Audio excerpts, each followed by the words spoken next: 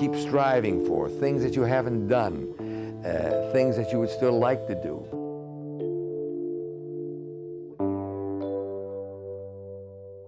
The golden age of Hollywood gave us unforgettable legends, actors whose talent lit up the screen and whose names are forever etched in film history. But behind the glamour, not every star was a joy to work with. Some were notorious for their difficult behavior, turning film sets into battlegrounds and making life miserable for co-stars, writers, and even producers. So, who were these Hollywood nightmares and what made them so famously hard to handle? Let's pull back the curtain and uncover the scandals. Henry Fonda. Henry Fonda may have been a titan of the silver screen, but behind that one-take Fonda charm was a man whose real-life script was far uglier than the roles that made him famous. On camera, he radiated warmth. Off camera, he was cold, controlling, and capable of cruelty that left lifelong scars, especially on those closest to him. Born in 1905 in Nebraska to strict Christian Scientist parents, Fonda grew up in a household where doctors were forbidden and emotions were kept locked away. Pain, both physical and emotional, was to be endured in silence. By adolescence, he was short, painfully shy, and so socially stunted he could barely speak to a girl. Instead, he learned to hide behind a mask, a habit that would later make him dangerous to love.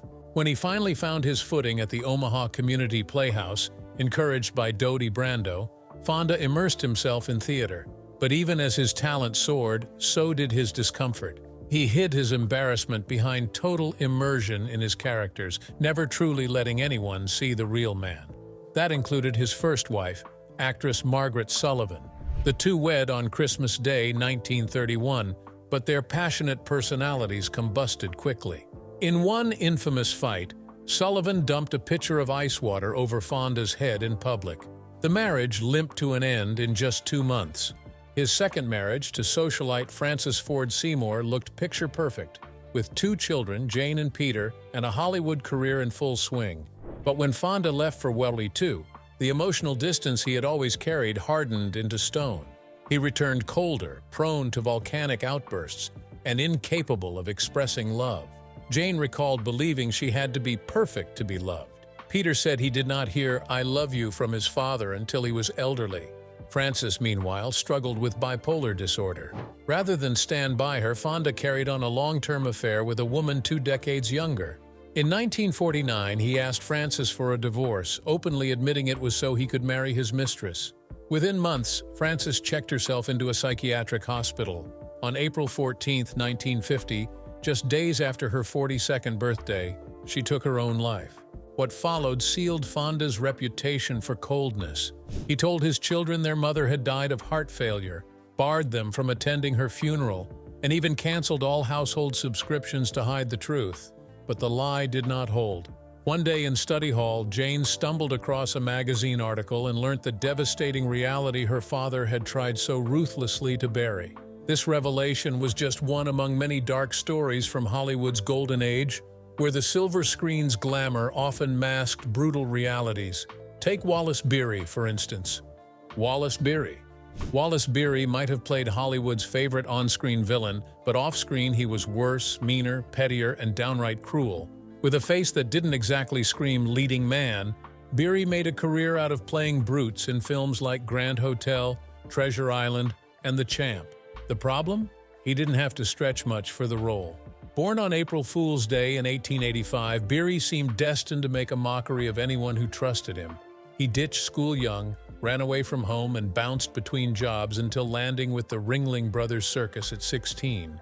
2 years later, a leopard nearly mauled him, a close call that should have humbled him. Instead, he took his arrogance to Broadway, then to early Hollywood, where his booming voice and sharp elbows shoved him into the spotlight. It was there he met his first real victim, 16-year-old Gloria Swanson. Twice her age, Berry married her on her 17th birthday in 1916, then turned their wedding night into a nightmare. Swanson later claimed he forced himself on her, leaving her repulsed and trapped. When she became pregnant, Berry allegedly drugged her under the guise of medicine, causing a miscarriage. Swanson believed it was deliberate. She divorced him soon after. Berry's cruelty didn't stop with wives. As his fame exploded, so did his ego. On The Champ, he treated child co-star Jackie Cooper like an unkempt dog, pushing him away after emotional scenes and later demanding a clause in his contract banning child actors from getting close-ups. Joan Crawford didn't escape his venom either. Berry stormed off from the Grand Hotel, vowing not to return until she learnt to act. With men, his aggression turned physical. During the Bowery, co-star George Raft said Berry sucker-punched him without warning, knocking him out cold before the cameras rolled. On Slave Ship, Berry slapped 16-year-old Mickey Rooney for real, sending him sprawling. Director Tay Garnett quickly made it clear that if Berry didn't stop, heavy equipment might just accidentally fall on him. And yet Hollywood kept hiring him. Audiences adored his villainy on screen, never knowing it came from somewhere very real. Berry cultivated his image as the lovable rogue, but those who worked with him knew better. He was a bully who preyed on the young, humiliated co-stars and punched his way through sets. In an industry full of egos, Wallace Berry stood out as the kind of man who could turn any film set into a war zone. Fay Dunaway. Fay Dunaway may have been Hollywood royalty in the 1970s, but behind the camera, her reign came with a storm. At the height of her career, she wasn't just the face of New Hollywood. She was its most complicated diva.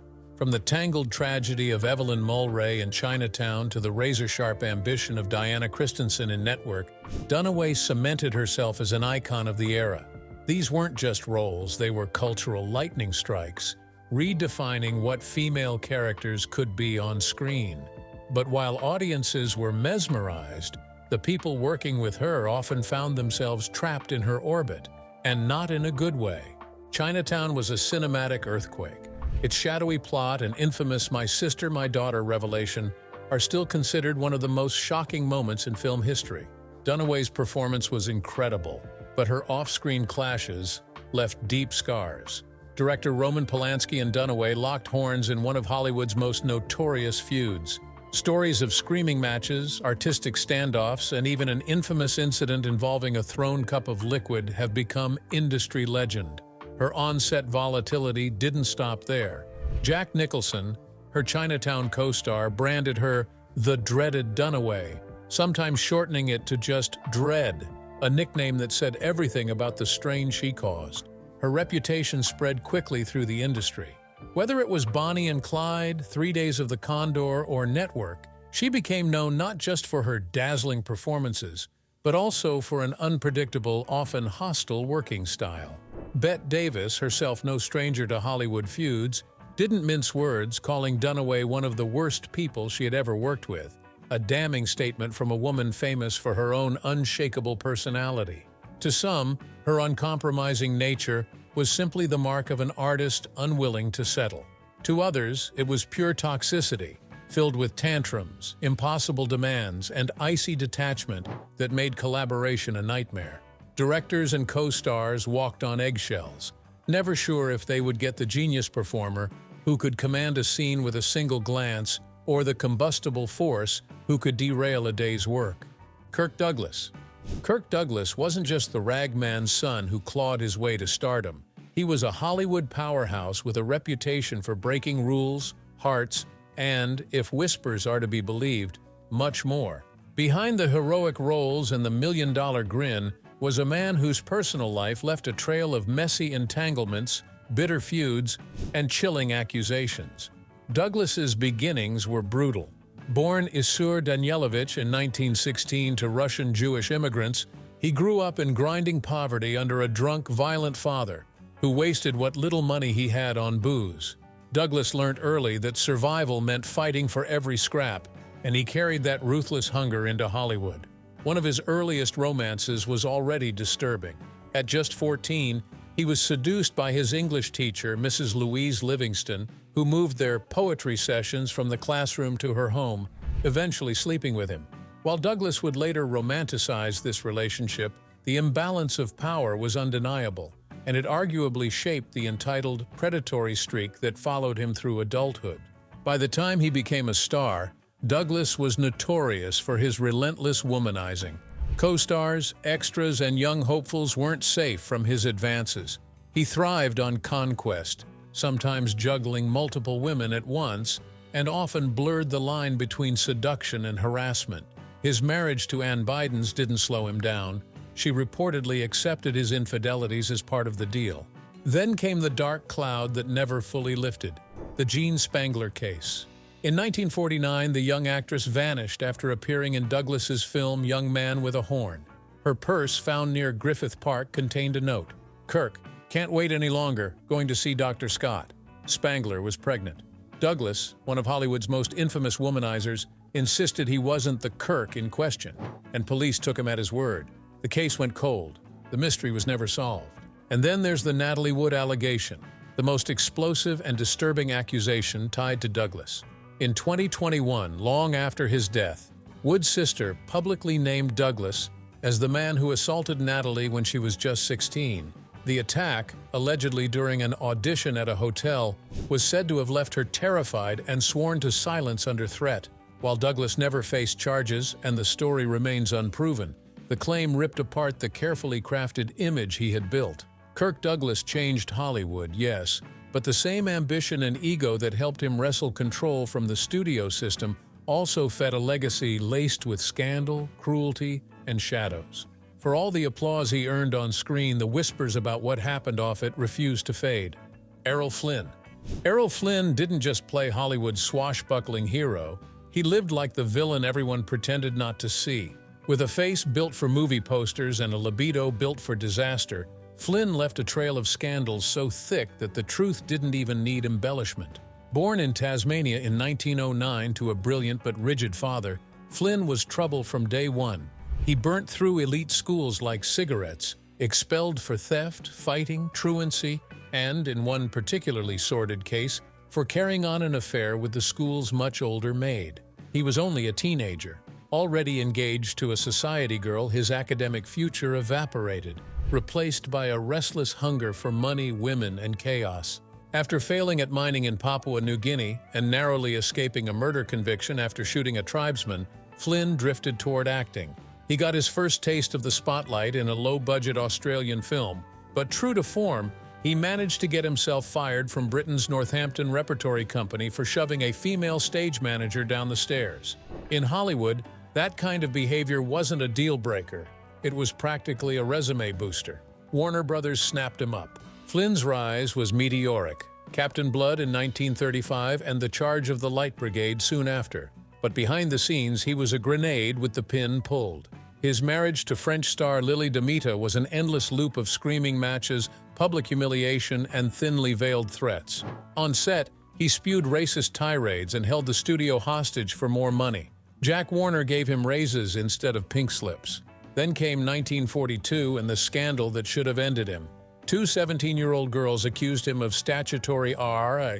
One was an extra on his film. The other claimed he seduced her during a yacht party. The evidence was damning, but Flynn's lawyer shredded the girls' reputations in court, painting them as gold-digging liars. The jury bought it. Flynn walked free, basking in the support of hysterical female fans who saw him as the victim. From then on, he made sure his partners were of legal age, not out of morality, but self-preservation. As his career waned, the addictions took over. He drank with the ingenuity of a saboteur, injecting oranges with booze on dry sets and bribing assistants to spike coffee with brandy. His second wife, Nora Eddington, suffered assaults during his drug-fueled rages, once needing a cast after he bit her arm. He claimed he couldn't remember. By the time his heart finally gave out in 1959, Flynn had destroyed his body, burned his reputation, and cemented his place as one of Hollywood's most charismatic and poisonous icons. The studios might have sold the image of the noble hero, but history remembers the predator behind the sword. Bing Crosby. Bing Crosby may have been the voice of White Christmas, but behind the warm, velvety croon was a man whose family life was anything but merry. While the public saw a smiling, pipe-smoking national treasure, his children lived under the shadow of a father whose cold discipline, emotional distance, and alleged cruelty left scars far deeper than the tabloids ever reported. Born in 1903 in Tacoma, Washington, Crosby's rise was meteoric. By the 1930s, his voice dominated radios, movie screens, and record players across America. He was the first true multimedia superstar, but his devotion to fame came at a cost. his family was often left to fend for themselves, both emotionally and physically. While Crosby toured, filmed, and recorded, his first wife, Dixie Lee, a former actress, slid into a crippling alcohol addiction. She would spend days at home, often passed out on the floor, leaving their children to walk in on scenes no child should see. The damage was irreversible. Twin sons Dennis and Philip were born with fetal alcohol syndrome, a condition virtually unrecognized at the time, affecting them both physically and cognitively. All four of Bing and Dixie's sons would later battle alcoholism. Dennis took his own life at 56. Lindsay, the youngest, followed suit in 1989 after years of depression and addiction, compounded by the loss of his inheritance. But according to Bing's eldest son, Gary, the real pain wasn't just neglect, it was abuse. In his 1983 memoir, Going My Own Way, Gary painted a harrowing picture of life under Crosby. Constant fear, relentless criticism, and beatings that blurred the line between discipline and brutality. "I don't remember a time when terror, bewilderment, and despair weren't on my shoulders," he wrote. Lindsay later backed his brother's claims, confirming the allegations. Crosby's parenting philosophy was rooted in control. He despised the idea of raising Hollywood brats and enforced military-style order in the home. Gary recalled that even minor infractions could trigger icy lectures or violent outbursts. Bing himself admitted in a final interview that his career left no time for his first family. 3 or 4 films a year, a radio show, and constant recording sessions ensured the boys were raised in boarding schools rather than by their parents. In his second marriage to Katharine Grant, Crosby softened, having more time and less career pressure. But for his first children, the damage was done. By the time American Masters Bing Crosby Rediscovered aired in 2014, the carefully polished public image was permanently tarnished. To fans, Bing was the golden voice of an era. To his sons, he was the source of a lifetime of hurt, a man whose home life was the one place his charm never reached. Milton Burl. If television had a godfather, Milton Burl would be puffing the biggest cigar at the head of the table. In the late 1940s and early 50s, his Texaco Star Theater wasn't just a hit, it was a cultural earthquake. So many people rushed to buy TVs just to watch Uncle Milty that TV sales doubled, and networks realized the medium wasn't a fad. But fame didn't just open doors for Burley. It cracked open a Pandora's box of ego, scandal, and career freefalls. Born Mendel Berlinger in Harlem in 1908 to a paint salesman father and a store detective mother, Burley decided early that his name needed as much showbiz sparkle as his ambitions. At 16, he became Milton Burl, but his real career started when he was just 5, winning a Charlie Chaplin look-alike contest. That small victory led to modeling gigs, silent films, and thanks to his fiercely ambitious stage mother, Sarah, an accelerated track into vaudeville. By 12, he was on stage. By 16, he was an MC. Sarah saw in her son not just talent, but a ticket out of modest living. She even engineered his first big laugh, telling him to deliberately flub a dance step on Broadway, turning an accident into a nightly gag. From there, Burl built a reputation as a quick-witted comic who could own any room, though sometimes the wrong room. In one infamous incident, he roasted an audience member who happened to be a gangster. That night, Burl walked away with 8 stitches after being stabbed twice with a fork. Burl's personal life was just as chaotic. He married showgirl Joyce Matthews in 1941, divorced her in 1947, remarried her in 1949, and divorced her again in 1950. Proof that sometimes second chances are just second mistakes. Between marriages, Burl claimed a list of lovers long enough to rival a Hollywood directory, including Marilyn Monroe, who later said she didn't even remember it, and evangelist Amy Semple McPherson, who flatly denied it. By the 1970s, Burl was a living relic of old-school comedy, something Saturday Night Live learnt the hard way in 1979. At 71, Burl came in expecting to run the show, bulldozing over Lorne Michaels' authority with outdated jokes that mocked Puerto Ricans' Dolly Parton's body. The final straw was a cringe-worthy closing song performed like a self-congratulatory curtain call. Michaels banned him for life, refused to air the episode, and forever branded him one of the worst hosts in SNL history. Still, for all his missteps, Milton Berle's impact on television is undeniable. He didn't just appear on TV, he sold the medium to America. making the box in the living room as essential as the family sofa. In a way, every sitcom, talk show, and sketch owes a little to Uncle Milty, warts, ego, and all. Peter Sellers. Peter Sellers' life reads like a masterclass in both comic brilliance and personal chaos. The kind of man who could seamlessly slip into 3 completely different roles in Doctor Strangelove, yet struggled to play himself convincingly in real life. His chameleon-like talent was legendary. Kubrick called it a state of comic ecstasy. On The Muppet Show, Sellers quipped to Kermit, "There is no me, I had it surgically removed." Funny, yes, but maybe not entirely a joke. Born Richard Henry Sellers and named Peter after a stillborn brother, he carried a fractured sense of identity from childhood, a shadow that likely sharpened his ability to vanish into other personas while leaving his own sense of self underdeveloped. Off-screen, Sellers could be magnetic and devastating in equal measure. He was a notorious womanizer and, by many accounts, a difficult, controlling partner.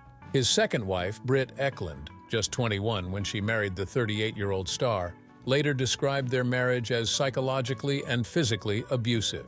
Sellers controlled everything from her wardrobe to her career, at one point costing her a film role by whisking her off on an unplanned holiday. After Ekland came more wives, more volatility, and a lifestyle that fueled his health decline. Heavy drinking, drug experimentation, and superstitious avoidance of proper medical care, even after multiple heart attacks. One of his strangest romantic entanglements, or perhaps delusions, was with Sophia Loren. Having starred with her in The Millionaires and recorded the novelty hit, Goodness Gracious Me, Sellers convinced himself she would leave her husband for him. She didn't. Still, he declared his love for her in front of his wife and children, and even woke his young son at night to ask if he should get a divorce. That son, Michael Sellers, along with his sisters, would later write a book detailing their father's mood swings, emotional manipulation, and long stretches of absence. Sellers' instability didn't stop at home. It infected his work. Director Peter Medic's nightmare filming Ghost in the Noonday Sun was a case study in creative sabotage. Sellers showing up naked and doing headstands, faking heart attacks to avoid shooting, and picking fights on set. The film went straight to video, another casualty of his erratic behavior. Yet here's the maddening paradox. The same obsessive perfectionism that made Sellers infuriating also made him unforgettable. He could inhabit characters so fully that audiences forgot they were watching a performance. In that sense, Peter Sellers was both a comic genius and his own worst enemy, a man who could disappear into anyone except himself. Orson Wells. Orson Wells wasn't just a creative genius. He was a storm that blew into every room, scattering egos, patience, and production schedules in his wake. Yes, Citizen Kane cemented him as a cinematic prodigy at 25, but it also spoiled him for life. The unprecedented creative control he enjoyed on his debut made Wells allergic to compromise, and every studio that came after felt the sting. Collaboration to him wasn't teamwork. It was everyone else learning to orbit his gravitational pull. From the start, he was never just difficult. He was combustible. Crews dreaded his rewrites that appeared mid-shoot. Actors bristled under his constant scene changes, and producers learnt that hiring Wells meant surrendering budgets, timelines, and often sanity. He didn't just want control. He demanded to be the dominant personality on every project, destabilizing productions until they bent to his will or collapsed under their own weight. If a film wasn't his, he treated it like an insult. Biographer Simon Callow put it bluntly, Wells behaved more or less badly on virtually every film he did not direct.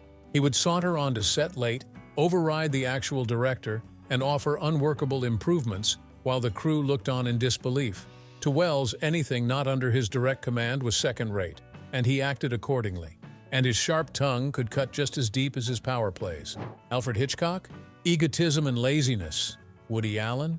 His arrogance is unlimited. It didn't matter if you were an industry giant. If Wells thought your art was beneath him, he'd shred your reputation without hesitation. This same caustic streak bled into his personal life, where he cycled through 3 marriages, left emotional wreckage in his wake, and often sidelined his own children in favor of his work. His talent was undeniable, but his stubborn lack of self-awareness was legendary. Studios called him brilliant. They also called him impossible. His independent projects, where no one could tell him no, often spiraled into years-long odysseys of financial mismanagement and endless tinkering. Othello, one of his few independent triumphs, still took years to cobble together. Others never saw the light of day, left as half-finished monuments to his perfectionism and control-freak tendencies. Even exile didn't humble him. After clashing with Hollywood during the Red Scare and earning a spot on the FBI's watch list, he fled to Europe.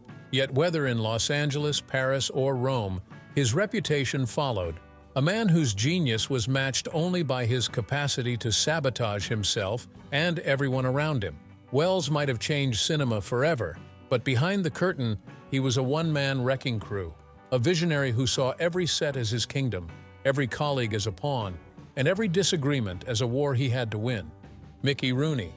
Mickey Rooney's rise was meteoric, but his fall was the stuff of tabloid fever dreams. Born Joseph Ewell Jr. in 1920, he went from a vaudeville toddler in a tuxedo to the undisputed king of the box office by the late 30s, racking up 16 Andy Hardy films, sleeping his way through MGM's star roster and marrying Ava Gardner while still a teenager. But behind the cheeky grin and tap-dancing charm was a man spiraling into chaos, drugged into hyperproductivity by studio pep pills, addicted to gambling, compulsively unfaithful, and incapable of keeping his personal life from imploding in public. The Ava Gardner marriage was a war zone of insults, jealous rages, and public humiliation. Gardner accused Rooney of relentless cheating.